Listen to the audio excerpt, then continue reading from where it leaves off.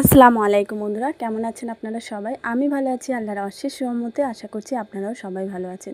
আপনাদের সবার সুস্বাস্থ্য কামনা করে আজকে ছোট্ট মিনি ব্লগটা শুরু করছি।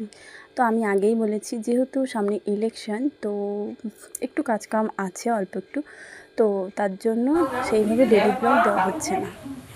তো আজকে যেহেতু পাকা দেখা দিন ঠিক হবে, তো আমরা সবাই মিলে এখানে লেগে পড়েছিলাম রান্নাবান্নার কাজে। তো এখানে আমার যে ভাগনা, তার হচ্ছে দিন, মানে বিয়ের দিন ঠিক হবে। তো তার জন্য আমরা সবাই মিলে রান্নাবান্নায় লেগে গেছিলাম। এখানে আমি করে নিচ্ছিলাম রুটি, আর আমার দিদি মানে আমার মেজো যা, উনি তরকারি রান্না করছিল, তারপরে ওর মাও রান্না করছিল, ওর আব্বাও রান্না করছিল। তো সবাই মিলে এখানে রান্নাবান্না করে নেওয়া হচ্ছিলো মিলেমিশে। তো আজকের যে রান্নাগুলো হয়েছিল সেগুলো আপনাদের সঙ্গে একটু শেয়ার করি।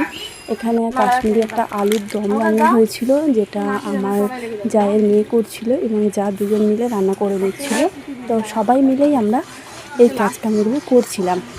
আর দেখবেন, পরিবারের সবাই যখন একসাথে মিলিত হয়ে সব কাজকামগুলো করা হয় না, কাজগুলোও বেশ খুব তাড়াতাড়ি এগিয়ে যায় আর সুন্দরভাবে কিন্তু সমস্ত কিছু ম্যানেজ হয়ে যায়। তো এই যে একজোট, পরিবারের যে একজোট, এই একজোটটাই হচ্ছে একতা। তো এখানে এই যে আমাদের বাড়ির পুচকি, মানে আমার নাতনি, তো এখানে ও হচ্ছে কি ওরকম করে বাচ্চা মানুষ। তো এখানে আলুর দম রান্না করা হয়েছিল, আর হয়েছিল রান্না করা বেগুন ভাজা, ডিম সিদ্ধ করে ভাজা হয়েছিল, আলু ভাজা হয়েছিল, তারপরে হচ্ছে মাছ হয়েছিল, আর এখানে চিকেনটা রান্না করে নিচ্ছিল আমার নন্দাই।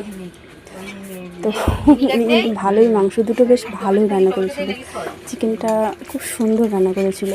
তো রান্নাবান্না বেশ ভালোই পারে। আর এখানে বাটা মাছ ভাজা ছিল, ডিম সিদ্ধ করে ভাজা ছিল, আর এখানে চালগুলো ধুয়ে রাখা হয়েছে পোলাওয়ের জন্য, আর আমগুলো কেটে রাখা হয়েছে, অনেক চাটনি হবে তাই। তো এখানে যে দাদা রান্না সত্যি ভালো, মাঝে মাঝে অনুষ্ঠান বাড়িতে হেল্প করে, রান্না করে, মানে বিয়ে বাড়িতে কোনো অনুষ্ঠান হলে। আর এখানে মাছ কষা ছিল, আর হচ্ছে কি চাটনি ছিল, মাংস ছিল, আর আলুর দমটা তো প্রায় রেডি হয়ে গেছে। আলুর দমের কালারটা আর খেতেও খুব সুস্বাদু হয়েছিল। তো এখানে সবাই মিলে একসাথে রান্নাবান্না সমস্ত হয়ে গেল। আর এই যে পুচকিটা বলেছিল আমার একটু ভিডিও করে দাও, আমি রুটি করছি। তো এখানে সবাই চলে এসেছিলো। তো সবাই মিলে এখানে খাওয়া দাওয়া কমপ্লিট হলো। সবাই রান্নার খুব প্রশংসা করেছে, আর খুব ভালোভাবে তৃপ্তি করে সবাই খেয়েছে, বেশ ভালো লাগলো। আর তারপরে দিন ঠিক বিয়ের কথাবার্তা হলো, বিয়ের দিন ঠিক নেই। আর এখানেই ব্লগটা শেষ।